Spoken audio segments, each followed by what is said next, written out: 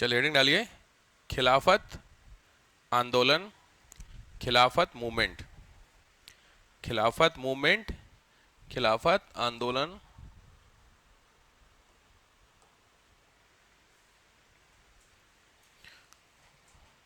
पहले तो कुछ चीजें लिख लीजिए। From 1919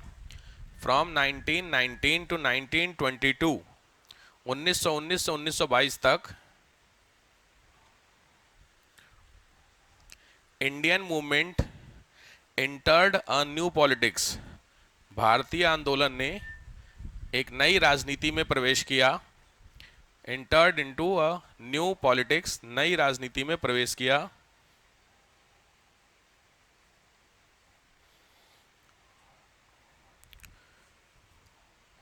there were two major movement, दो मुख्य आंदोलन थे। There were two major movement, first one is Khilafat, पहला था खिलाफत, और दूसरा था नॉन कॉपरेशन, असहयोग। तो पहला था खिलाफत, दूसरा था नॉन कॉपरेशन, असहयोग।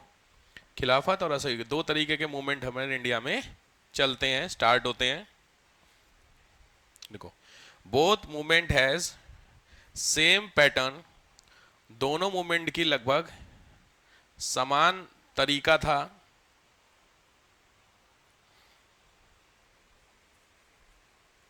इवन खिलाफत मूवमेंट डिड नॉट हैव, खिलाफत movement did not have direct relation with the India, खिलाफत आंदोलन का भारत के साथ कोई डायरेक्ट रिश्ता नहीं था, नहीं था। बट लेकिन it provide a platform for Indian movement, लेकिन इसने भारतीय आंदोलनों के लिए एक प्लेटफॉर्म बनवाया या बनाया। Provide a platform for Indian movement,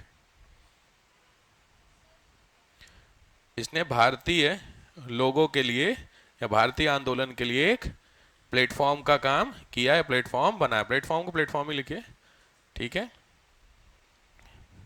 next point, first world war, प्रथम विश्व युद्ध, Rowlatt act, Rowlatt act, Jallianwala,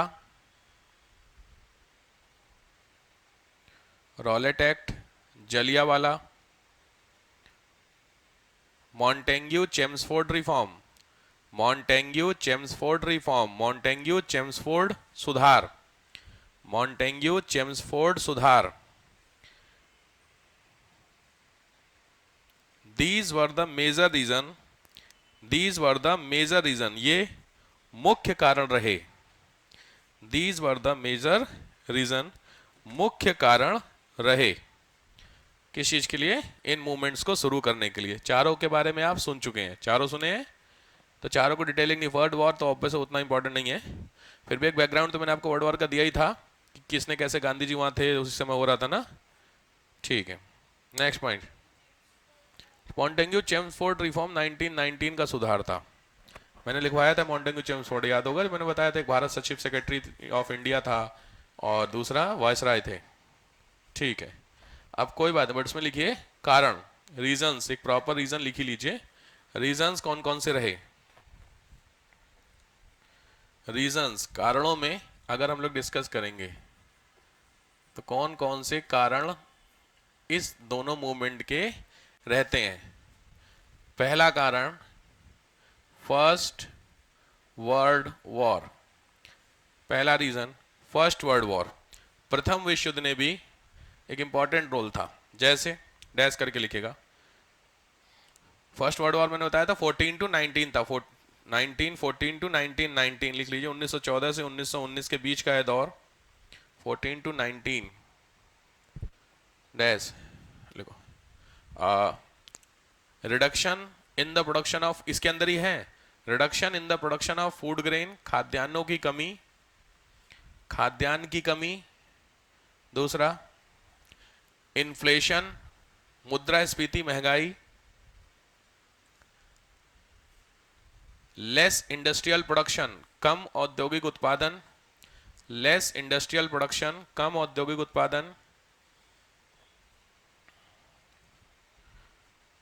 higher the taxation, करों की वृद्धि, करों की वृद्धि, और लीस्ट सप्लाई, कम से कम आपूर्ति।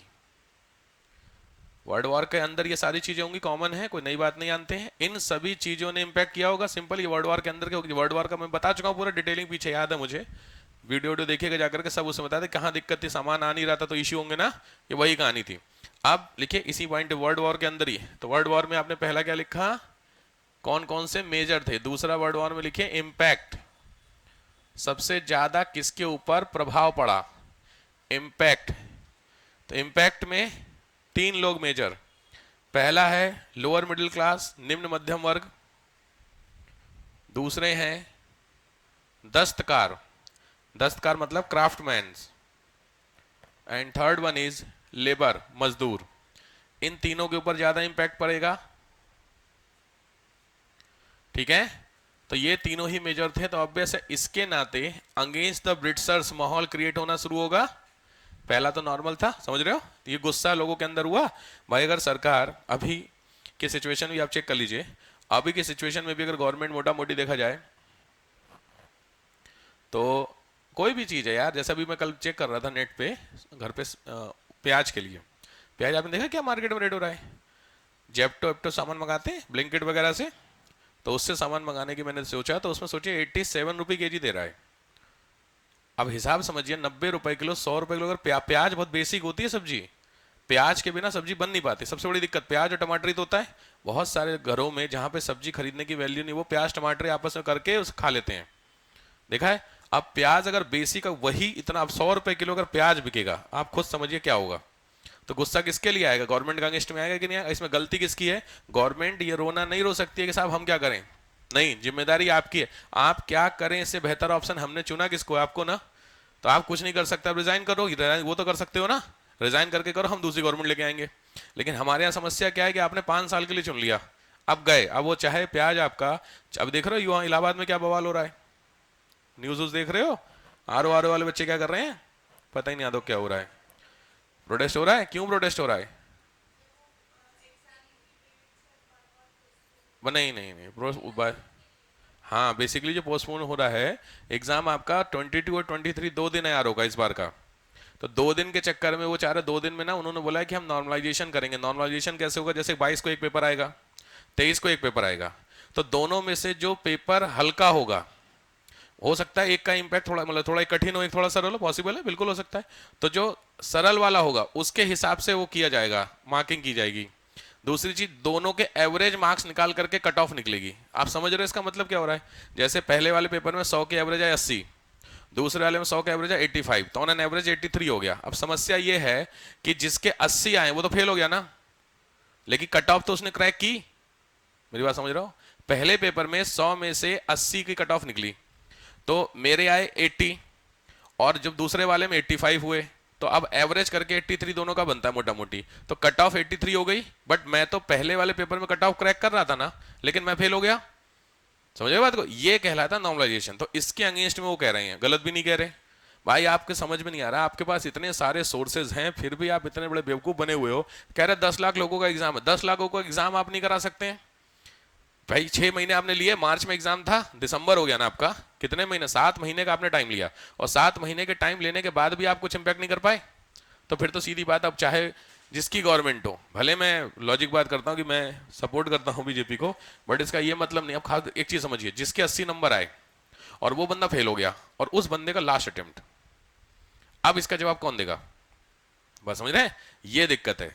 तो कहीं वो जो बच्चे वहां प्रोटेस्ट कर रहे हैं वो गलत नहीं कर रहे हैं, वो कह रहे हैं कि आप 1 शिफ्ट में कराइए, बात खत्म है ना। अगर मैं क्रैक 1 शिफ्ट की कट ऑफ 70 चली जाए, सब पास होंगे या फेल होंगे, यही तो होगा, ये चक्कर तो नहीं होगा ना। बिल्कुल जेन्युइन है, इसमें कहीं कोई दिक्कत नहीं है। लेकिन कल बेचारों के साथ देखा वहां लाठी चार्ज हुआ और बड़ा कुछ इश्यू हो रहा है। मेरे पास मैसेज किए थे सब इलाहाबाद जब जाने वाले थे ना 11 तारीख को, 2 दिन पहले का पूरा सब भेजे थे कि सर आई जाओ। दूर है यार इलाहाबाद, यहाँ से इलाहाबाद कौन जाए प्रोटेस्ट के लिए। बट ठीक, डिमांड उनकी अच्छी है, डिमांड मतलब ठीक डिमांड है, उसको गलत नहीं कहूँगा मैं उसको लेके। खैर समझ रहे हैं? तो होता क्या है, जब सप्लाई किसी चीज की नहीं होगी तो लोग जब भूखे मरेंगे तो किसके अगेंस्ट में जाएंगे? गवर्नमेंट के अगेंस्ट में जाते हैं। ठीक है, चलो पहला ये हुआ। दूसरा लिखो, incident in Punjab. Incident in Punjab, Punjab में होने वाली घटनाएं। इंसिडेंट्स इन पंजाब, पंजाब में जो जो घटनाएं हुई हैं, इसमें पहली घटना पंजाब की वो है रॉलेट एक्ट। पहली घटना है Rowlatt act, first is Rowlatt act. दूसरी है Jallianwala case, second is Jallianwala, second is Jallianwala. Third one is Punjab में ही उस समय, याद रखिए, मार्शल लॉ। मार्शल लॉ समझते हैं? कौन सा आर्टिकल है? Martial law. बाकी लोग लिख लीजिए। कर्फ्यू समझते हो? कर्फ्यू लिख लो। बाकी जिन्होंने पॉलिटी पढ़ी उनसे क्वेश्चन है, मार्शल लॉ कौन से एक्ट में है, कौन से आर्टिकल में? मतलब 144 में मार्शल लॉ है। आर्टिकल बताइए, वो सेक्शन है। मार्शल लॉ का हमारे संविधान में कहीं जिक्र है? हाँ, इमरजेंसी मार्शल लॉ है। कहां पर इमरजेंसी में?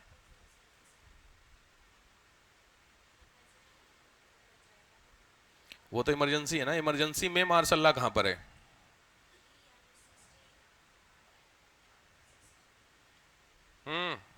देवी जी पढ़ी हो ना? ये हाल है। तो इस गलत फहमी मत रहिएगा कि सर को क्या पता किसने पॉलिटी पढ़ी किसने नहीं पढ़ी है। हो सकता है आप इस कंफ्यूजन में है, यार सर तो भूल गए होंगे, पुरानी बात है। मार्शल लॉ बेसिकली है आर्टिकल नंबर 34, 33, 34 में बताया गया था। 33, 34 में कुछ याद है? फंडामेंटल राइट के एक्सेप्शन कुछ याद आ रहा? तो 33 में क्या था कि जिन सीएपीएफ के जो लोग होते हैं उनको नहीं मिलेगा। कुछ याद आ रहा? पुलिस फोर्स के लोगों को फंडामेंटल राइट। और 34 में था कि अगर इंडिया में कहीं पर मार्शल लॉ लगा हुआ है, सिंपल भाषा में कर्फ्यू, तो उन लोगों को फंडामेंटल राइट्स नहीं मिलेंगे। ये 34। और 35 क्या था कि all the FIR is change by the parliament only. केवल किसके पास अधिकार है? संसद के पास। एनीवे, तो पंजाब में मार्शल लॉ, जलियांवाला और तीसरा रॉलेट एक्ट, इन तीनों के कारण। नेक्स्ट आइए, थर्ड पॉइंट। थर्ड है ब्रिटिश एक्टिविटी, अंग्रेजों की एक्टिविटी। ब्रिटिश एक्टिविटी, अंग्रेजों की एक्टिविटी। तो ब्रिटिश एक्टिविटी में दो तीन चीजें। पहली लिखिएगा, मैंने आपको बताया था हंटर कमीशन। कुछ याद आ रहा है? रॉलेट एक्ट के लिए हंटर कमीशन बना था। जिसने याद है बोला था कि हाँ गलती तो है लेकिन कोई बात नहीं, सिचुएशन। कुछ याद है? ये ऐसा वर्ड यूज किया गया था। किसकी? किसकी गलती थी? बोला गया था गलती तो इसने की है, लेकिन वहां पे गया था तो लायन का टाइटल दिया गया था। कौन था? डायर। भूल गए? जनरल डायर ने था सारी कहानी। तो हंटर कमीशन की रिपोर्ट लिख लो। हंटर कमीशन की report, report of Hunter commission. And second is role of General Dyer, General Dyer का रोल, जनरल डायर का रोल। ठीक है, नेक्स्ट पॉइंट, फोर्थ पॉइंट, जो भी नंबर है आपका। फोर्थ पॉइंट में लिखिए 1919 एक्ट, 1999 के सुधार। 1919 एक्ट, 1999 के सुधार। इसका नाम मैंने आपको उधर भी लिखवाया था, मॉन्टेग्यू चेम्सफोर्ड रिफॉर्म। लिख लीजिएगा, मॉन्टेग्यू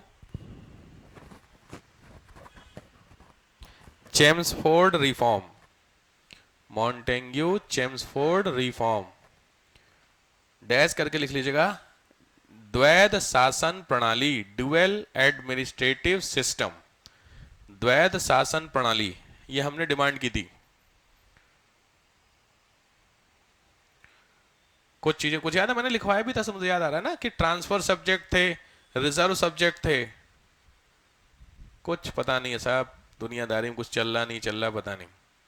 क्या था? ट्रांसफर लिस्ट भी लिखवाई थी और रिजर्व लिस्ट भी लिखवाई थी, जिसमें जो केवल और केवल कानून कौन बनाएगा? गवर्नर जनरल बनाएगा। और बाकी कुछ स्टेट गवर्नमेंट भी बनाई थी। कोई टेंशन नहीं, चलो। इसके अलावा ये हो गया तुम्हारे रीजंस। इसी में नेक्स्ट इंपॉर्टेंट रीजन है, उसको अलग से कवर करते हैं। लिख लो, unity, fifth number, unity in Hindu Muslim. हिंदू और मुस्लिम में यूनिटी होना, हिंदू और मुस्लिम इसमें क्या होना?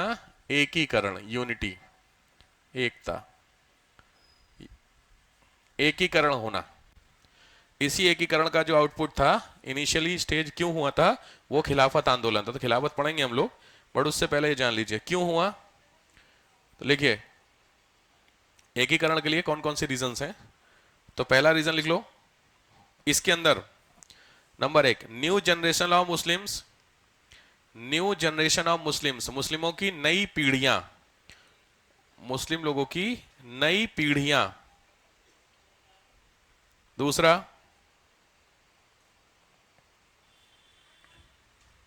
Role of Muslim in Indian nationalism, मुस्लिमों का भारतीय राष्ट्रवादी आंदोलन में रोल, सहयोग, सपोर्ट, मुस्लिम्स का भारतीय आंदोलन में सपोर्ट होना।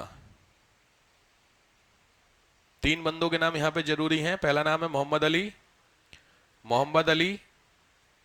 Second is Abul Kalam Azad, Abul Kalam Azad. Third is Hakim Ajmal Khan, Hakim Ajmal Khan. इन तीनों लोगों का रोल, तीनों काफी ठीक लोग थे, सक्सेसफुल थे। नेक्स्ट, मैंने आपको रॉलेट एक्ट की जलिया वाले जो सिचुएशन पूरी बताई थी, उस सिचुएशन में मुस्लिम भी तो मरे होंगे। मेला घूमने के लिए हिंदू जाएंगे ऐसा लिखा हुआ है कहीं? नहीं ना। अभी कुंभ को लेकर के देख रहे इश्यू हो रहा है, बहुत तगड़ा इश्यू चल रहा है कुंभ को लेकर के। परसों मीटिंग हुई है, हिंदू जितने भी ग्रुप हैं, जितने भी ऑलमोस्ट हैं, उन सभी ग्रुप ने एक निकाला है, ऑर्डर ही कह सकते हैं क्या, कि जो कुंभ लगने जा रहा है जनवरी से, पता है महाकुंभ लग रहा है इलाहाबाद में, तो उस महाकुंभ में ना मुस्लिमों की एंट्री बैन करने के लिए, मुस्लिम कम्युनिटी के लोगों को, उसके पीछे एक्सक्यूज दिया जा रहा है। कौन है? उसके पीछे एक्सक्यूज दिया जा रहा है कि जो मक्का है, काबा, उसमें नॉन मुस्लिम्स की एंट्री नहीं है। मक्का मदीना में हिंदुओं की एंट्री बैन है, सिंपल। तो एक्सक्यूज ये दिया जा रहा है कि साहब कि जो कुंभ है उसमें किसकी एंट्री बैन कर दो? मुस्लिमों की बैन कर दो। क्या लगता है सही डिसीजन रहेगा, गलत रहेगा? मक्का मदीना में नॉन मुस्लिम्स सीधे सीधे मना है, नहीं जा सकते हैं, बात खत्म है, ठीक है। तो क्या कुंभ में भी हम मुस्लिम्स को सीधे सीधे बोल दें कि नहीं जा सकते हैं? बात खत्म। अपना अपना देख लो, आराम से अपनी सोच बताइएगा, मेरी टेंशन मत लेना। सर को क्या अच्छा लगेगा बुरा लगेगा, बिंदास बताइए आपको क्या लगता है। रेडिकलनेस वाली बात नहीं है यहाँ, बिल्कुल हिंदू हैं, हिंदी हैं वतन के। अगर आपको लगता है कि ऐसा कर सकते हैं, मेरे को पता था आदमी जवाब ही आएगा जरूर कि सर हमारे संविधान के हिसाब से चीजें गलत हो जाएंगी, क्योंकि हमारे कॉन्स्टिट्यूशन, देखो जो इसमें आपका आंसर क्या होगा, बीइंग ए सिविल सर्वेंट आपका आंसर होना चाहिए सर, जो सऊदी है वो क्या है, इस्लामिस्ट कंट्री है। वो तो प्रॉपर उन्होंने अनाउंस कर रखा है कि हम इस्लामिक देश हैं। तो अगर हम इस्लामिक देश हैं तो वो उनके जो रूल्स होंगे अकॉर्डिंग टू इस्लामिक लॉ, शरीयत के हिसाब से चलेंगे, तो उनके हिसाब से वो बैन है, कोई दिक्कत नहीं। हम इस्लामिक कंट्री हैं, मुस्लिम हिंदू कंट्री हैं क्या? ऑफिशियली तो नहीं है ना, अनऑफिशियली भी नहीं है, क्योंकि अनाउंस तो किसी ने कुछ नहीं किया हुआ है। अब चूंकि हम हैं क्या, सेकुलर, तो जब सेकुलर होता है तो एक जो इतना बड़ा इवेंट होता है उसमें एक पर्टिकुलर रीजन वाला, अच्छा अगर आपको बैन करना ही है तो वहां पे क्या है कि नॉन मुस्लिम्स बैन है, इसका मतलब कोई नहीं जा सकता, तो मतलब हिंदू भी नहीं जा सकते तो क्रिश्चियन भी तो नहीं जा सकते ना। हमारे यहाँ बोल रहे कि केवल हम मुस्लिम को ही नहीं जाने देंगे, बाकी क्रिश्चियन जाए, सिख जाए, तो ये आप समझ रहे हैं, ये तो सीधे सीधे मुस्लिम्स के साथ डिस्क्रिमिनेशन हो रहा है कि नहीं हो रहा है? पॉइंट समझ में आ रहा कि नहीं आ रहा? तो पॉइंट यहाँ पे देखो, एक मैंने बोला आप हिंदू के नाते क्या सोचते हो वो मैटर नहीं करता, सिविल के नाते क्या सोचते हो इंपॉर्टेंट है। तो अगर आपसे क्वेश्चन पूछेगा तो उस लॉजिक के हिसाब से आप क्या कहेंगे कि नहीं, पॉइंट क्या कि जो कॉन्स्टिट्यूशन उसके हिसाब से गलत हो गया। अगर आपको बैन ही करना है तो हिंदू छोड़ के सबको बैन करो, और अगर आपको ओपन करना है तो फिर सबके लिए ओपन करो। ये जो आप कर रहे हो ना, आधे आ सकते आधे नहीं, ये गड़बड़ कहानी है। तो इसमें सबसे बड़ी बात क्या है कि जो हमारा जो ट्रस्ट है, हमारे लिए किसका ट्रस्ट, उन लोगों का, वो गड़बड़ हो जाएगी कहानी।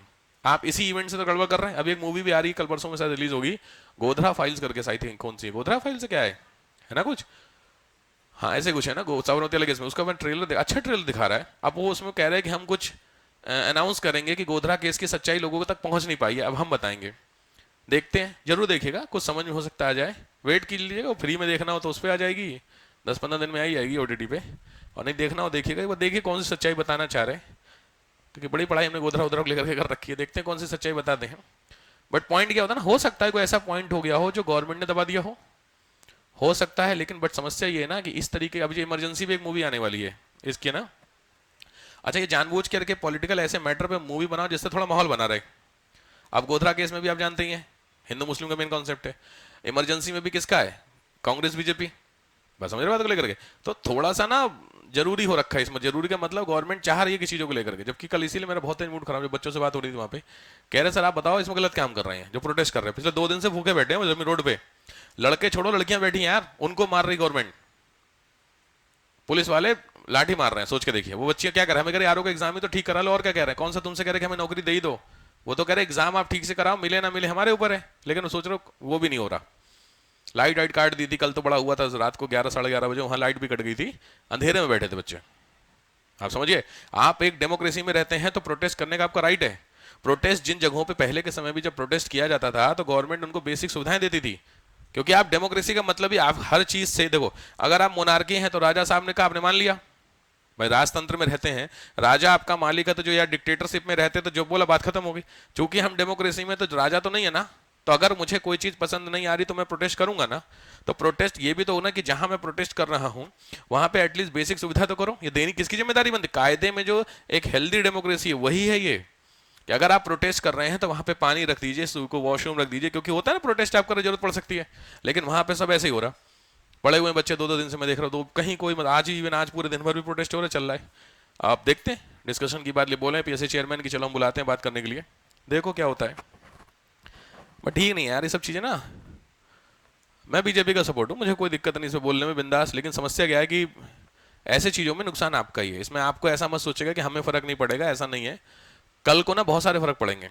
एक एग्जाम गवर्नमेंट कुल कराई आरओ का और वो भी नहीं कराई इस बार लेकर के, तो बहुत तगड़ा प्रेशर है आरओ के। अगले साल ना बिल्कुल प्रिपेयर हो जाइएगा सारे हथियारों के साथ, क्योंकि गवर्नमेंट की बड़ी बेइज्जती हो रही है इस समय, आप समझ रहे हैं। तो एक बार कोई एक सॉल्यूशन तो निकालेगी गवर्नमेंट, और जो सॉल्यूशन की बेसिस पे सारे एग्जाम कराएगी नेक्स्ट ईयर खुन्नस में। तो आपके लिए 2 चीजें हैं, एक तो अपॉर्चुनिटी बहुत अच्छी है कि एग्जाम आपको सारे मिल जाएंगे धड़ धड़, दूसरी खुन्नस ये निकलेगी कहीं लेवल जो है वो उठा देगी, आप समझ रहे हैं। तो दोनों ऑप्शन आपको बता दिए भाई, तो लगे रहो।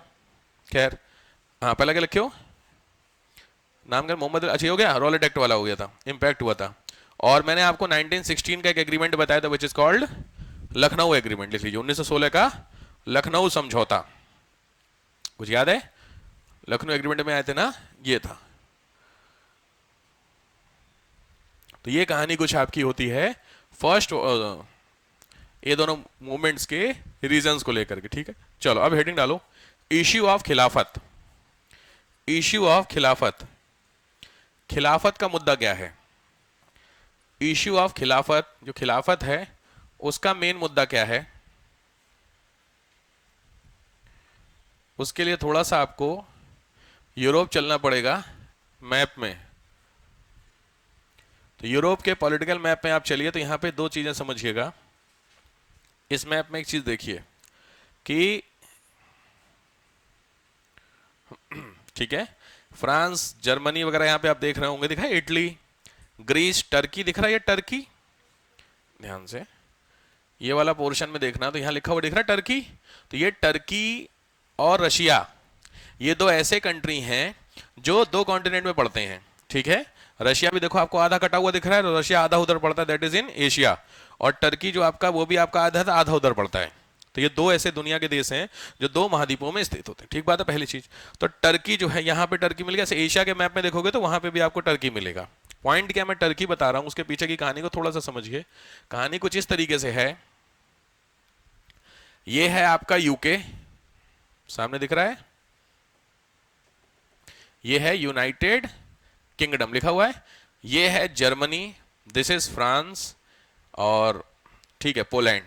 तो ये वो देश हैं, ये और ये जो किस में उलझे हुए थे, फर्स्ट वर्ल्ड वॉर में। इस फर्स्ट वर्ल्ड वॉर की कहानी वर्ल्ड हिस्ट्री में कवर करेंगे, वो इंपॉर्टेंट नहीं है, इंपॉर्टेंट है टर्की। बेसिकली कहानी कुछ ऐसे होती है कि अंग्रेजों का जो ग्रुप होता है एक्सिस, आपने सुना है, एक्सिस अलायंस सुने हो, और दूसरा हाँ सुने, अलाइड वाला नहीं, कोई बात नहीं। तो एक यूके फ्रांस वाला ग्रुप था, एक जर्मनी इटली पोलैंड वाला ग्रुप था, कुछ ऐसे चक्कर था। तो उसमें जो यूके वाला ग्रुप था वो लगातार जीतता जा रहा था, उसी में से जो यूके की आर्मी थी वो पहुंचती है कहां पे, टर्की में, इतना समझिए। अब कहानी कुछ ऐसी है कि जब ये लोग तुर्की पहुंचते हैं, तुर्की उस समय रेजिडेंस था खलीफा का। अब यहां क्वेश्चन है खलीफा कौन है, तो खलीफा उस समय के जो मुस्लिम हैं उन लोगों के रिलीजियस हेड होता है। जैसे हमारे यहां शंकराचार्य हैं। हिंदू धर्म में अगर आपसे मैं किसी एक धर्म गुरु का नाम पूछूं तो आप किसका नाम देंगे? शंकराचार्य। आपने सुने 4 मठ हैं हमारे यहाँ, धाम सुने हो? तो वो जो 4, वैसे धाम तो गलत वर्ड होगा, मठ सुने हो? श्रृंगेरी, शारदा मठ, ये सब। तो 4 मठों के 4 शंकराचार्य होते हैं, वो हमारे ऑफिशियली हिंदू गुरु हैं। शंकराचार्य नहीं एक देख रहे आजकल बहुत ज्यादा हैं, एक अंकल जी बड़ा अलग ही लेवल पे खुन्नस खा के बैठे हैं, पता नहीं क्या मोदी जी से। तो शंकराचार्य समझ में, तो ऑफिशियली ऐसे उस समय मुस्लिमों के ऑफिशियली रिलीजियस हेड ये थे। यहां तक ठीक है। अब हुआ क्या, जब ये ब्रिटिश आर्मी यहां पहुंची तो यहां पे मैंने बताया कि टर्की के जो हेड होंगे ऑब्वियस बात है वो मुस्लिम्स के होंगे। और ये मुस्लिम्स कहां के मुस्लिम्स होंगे भाई? पूरे जितना दुनिया है वहां के सभी मुस्लिम्स के हेड होंगे कि नहीं होंगे? जब ये लोग यहां पहुंचे तो टर्की के बॉर्डर पर, यहां समझो जरा, यहां पे आर्मी है किसकी? British army. समझो जरा ध्यान से, यह ब्रिटिश आर्मी है। यह ब्रिटिश आर्मी पहुंचती है टर्की बॉर्डर पर, और यहां पे कौन है? टर्की। जैसे ही ब्रिटिश, अच्छा ब्रिटिश आर्मी में बंदे कौन होंगे? ब्रिटिश आर्मी में 70% बंदे होंगे जो ब्रिटेन के नहीं है। याद है? इंडियन नहीं तो होंगे जो वहां पे रोल कर रहे हो, बाकी भाई ब्रिटिश का 70% ऑफ द वर्ल्ड। समझो ये किसके कंट्रोल में था? ब्रिटेन के कंट्रोल में था। तो 70% वर्ल्ड को कंट्रोल करने के लिए आर्मी चाहिए। तो मुझे जरा हिसाब समझाओ कि ब्रिटेन के पास इतनी आर्मी होगी कहां से? अगर मैं ब्रिटिश सोल्जर की बात करता हूं तो ब्रिटिश सोल्जर, ब्रिटिश की पूरी आबादी मिला लो तो भी ब्रिटिश आर्मी नहीं बन पाएगी। तो इसका मतलब इस आर्मी के अंदर वो लोग शामिल होंगे जो खुद ब्रिटेन के नहीं होंगे ना। इसका मतलब अगर मैं यहां की बात करता हूं तो इस ब्रिटिश आर्मी में बहुत सारे ऐसे लोग होंगे जो ब्रिटिश नहीं होंगे। इसमें ऐसे भी लोग थे जो मुस्लिम होंगे, जो नौकरी के लिए नौकरी कर रहे थे। यहां तक की कहानी समझ में आ रही है? तो इस आर्मी के जो मुस्लिम थे उन्होंने हथियार चलाने से मना कर दिया। क्या? कि टर्की के जो हैं लोग वो अपने लोग हैं, क्योंकि ना रिलीजियस सेंटिमेंट है, तो हम वहां पे हथियार नहीं चलाएंगे, मतलब उनके अगेंस्ट में वेपन नहीं उठाएंगे। अब अगर आप उसके अगेंस्ट में वेपन नहीं उठाते तो आप टर्की में युद्ध हार जाते। तो उसके बदले में आपको कुछ करना पड़ेगा। क्या करना पड़ेगा? वो है प्रॉमिस। तो ब्रिटिशर्स ने इन लोगों से बोला, इन लोगों का मतलब किनसे? मुस्लिम से बोला क्या? कि आप एक काम करिए कि आप इस युद्ध में हमारी मदद करिए। मदद करने के साथ आपको मैं 2 प्रॉमिस करता हूं। पहली चीज है, जो टर्की है उसको कोई इंपैक्ट नहीं होगा। दूसरी चीज है, जो खलीफा है उसको भी कोई इंपैक्ट नहीं करेंगे, हम चुपचाप हराएंगे, वापस चले जाएंगे। तो इसमें 2 चीजें हो जाएंगी। पहली चीज, हमारे रिलीजियस सेंटिमेंट हर्ट नहीं होंगे। भाई खलीफा को मैं टच नहीं करूंगा, मैं हराया, चुपचाप चला गया। तो इसमें खलीफा हार गया, कहने के लिए हो जाएगा कि ब्रिटेन ने हरा दिया, लेकिन ये टच नहीं हुआ। तो हमारे जो रिलीजियस पॉइंट है उसको कोई दिक्कत नहीं होगी ना। समझौता तो करना ही पड़ेगा। देखो डोमिनेट तो कौन? ब्रिटिश कर रहे थे ना, तो इस पॉइंट पे। लेकिन यहां पे बिल्कुल ही जो लड़ाई हार जाते उसकी कंपेरेटिवली ये बेहतर ऑप्शन था कि हम टच नहीं करेंगे। इस पे एग्री कौन कर गए? मुस्लिम्स, इंडियन मुस्लिम भी और बाकी सारे मुस्लिम्स। बस यहीं पे अंग्रेजों ने चाल चल दी और वो थोड़ा सा निगेटिव हो गया। क्या? अंग्रेजों ने जैसे ही अटैक किया तो टर्की को 2 पार्ट में तोड़ दिया जीतने के बाद। जो आपके सामने है, एक टर्की इधर, एक टर्की उधर। हमारा समझ में? तो मैंने बताया एशिया में एक हिस्सा है उधर का, तो ये 2 पार्ट में टर्की को तोड़ दिया। तो पहला प्रॉमिस तोड़ दिया। दूसरा, जो खलीफा था, इस खलीफा की जो पोस्ट थी, पद, इस पद को क्या कर दिया? खत्म, कोई खलीफा नहीं। यानी सीधे सीधे प्रॉमिस को क्या करना? खत्म करना। आप समझ रहे हैं? 2 प्रॉमिस ही किएगा, दोनों प्रॉमिस नहीं माने। तो इसमें देखो, हमें तो पता है, हमें का मतलब हिंदू को तो पता था ये ऐसे ही है, हम तो झेल रहे थे पिछले 20 साल से, 40 साल से। सब इधर याद है कुछ मुस्लिम से वो तो मुस्लिम लीग बनने के बाद थोड़ा उधर जा रहे थे, कुछ याद है कि नहीं? नहीं यार, मुस्लिम लीग हम लोग उनकी पार्टी फला 16 में भी कांग्रेस ने समझौता कर लिया था, तो क्या लग रहा था कि हाँ यार ब्रिटिश के हमारे सगे लग रहे हैं ये। लेकिन जब ये एग्रीमेंट, मतलब ये सिचुएशन हुई, तो जितने भी 1916 के बाद से जो मुस्लिम्स थे जो किधर चले गए थे? ब्रिटिशर्स के पास। उन सबको क्या मिला? तगड़ा वाला चीटिंग। ये तो सीधे सीधे धोखा हो गया कि नहीं हो गया उनके साथ। और इस चीज का जैसे ही उनको लगा वैसे ही उन्होंने बोला कि साहब ये जो ब्रिटिशर्स हैं ये किसी के सगे नहीं है। दिखा दिया इन्होंने अपनी, समझ गए? ये किसी के सगे नहीं है, तो क्या करें? तो इसका मतलब है कि जो गांधी जी कह रहे हैं वो सही कह रहे हैं कि जो लड़ाई लड़नी है वो सबको मिल करके लड़नी पड़ेगी। तभी हो पाएगा। हम देख लेंगे आगे चल करके, पहले इनको यहां से निकालो। तो सीधे सीधे आप कह सकते हैं इस पॉइंट पे जो खलीफा वाला इशू था, इस पॉइंट पे जो मुस्लिम्स थे वो कहीं ना कहीं झुके कि झुके आईएनसी की तरफ, इंडिया की तरफ झुके। तो गांधी जी ने इस पॉइंट को, खलीफा वाला जो मैटर था, इस पॉइंट को पकड़ लिया और बहुत गोल्डन अपॉर्चुनिटी थी, क्योंकि पूरी हिस्ट्री में, पूरी इतिहास पढ़ोगे 47 तक केवल यही एकमात्र ऐसा इंसिडेंट है जिसमें मुस्लिम हमारी तरफ आए हैं। बाकी आगे जितने भी इवेंट होते जाएंगे उससे मुस्लिम क्या होंगे, कटते जाएंगे, सारे के करके कटते जाएंगे। तो ओनली इंसिडेंट था जिसमें गांधी जी ने क्या बोला कि साहब इनको पकड़ लो, मतलब इस इवेंट को पकड़ लो। और इसके बाद इसीलिए इस, अब देखो हिंदू ऑलरेडी प्रिपेयर थे, हिंदू में मेजॉरिटी किसमें थे, आईएनसी में। जो मुस्लिम्स थे वो थोड़े से अलग हो रहे थे, लेकिन खलीफा वाला इशू के बाद क्या हो गया, मुस्लिम्स भी क्या हो गए, हमारी तरफ आ गए। तो जब हमारी तरफ आ गए तो हिंदू और मुस्लिम जो सेपरेट हो रहे थे वो वापस से क्या हो गए, एक हो गए। तो यूनिफिकेशन ऑफ हिंदू मुस्लिम आप कह सकते हैं यहां पे हुआ। और इस पॉइंट पे गांधी जी ने बोला कि ये मैटर बड़ा सही है यार, इस मैटर को क्यों ना एक किसमें कन्वर्ट कर दिया जाए, मूवमेंट में। तो ये खलीफा वाले मैटर पे जो मूवमेंट चलता है, that movement is called non cooperation. तो जो आपने असहयोग आंदोलन लिखा वो नॉन कॉपरेशन खलीफा वाले मूवमेंट का ही एक्सटेंशन है, विस्तार है। समझ में आया। तो ये पूरा खलीफा मूवमेंट की कहानी रही। क्लियर हुआ सबको? कुछ नोट करना, नोट कर लीजिए।